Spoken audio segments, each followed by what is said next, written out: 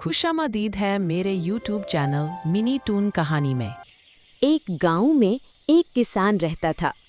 उसके पास बहुत सी बकरियां थीं, मगर उनमें एक बकरी बहुत कामचोर थी। जब भी बकरियों को चरने के लिए मैदान में ले जाया जाता, वो बकरी थोड़ा सा चलते ही बैठ जाती और बाकी बकरियों को देखती रहती। वो सोचती, मैं क्यों मेहनत करूं, चरवाहा खुद ही मुझे वापस ले जाएगा। जब दूसरी बकरियां हरी घास खाकर मजबूत हो जाती, वो कामचोर बकरी कमजोर ही रहती। एक दिन ऐसा हुआ कि चरवाहा बीमार हो गया और बकरियों को चरने के लिए ना ले जा सका। सब बकरियां खुद मैदान तक पहुंच गईं, मगर वो कामचोर बकरी रास्ते में ही थक कर बैठ गई। भूख और कमजोरी की वजह से उसे बहुत मुश्किल हुई। तब उसे एहसास हुआ कि कामचोरी हमेशा नुकसान देती है।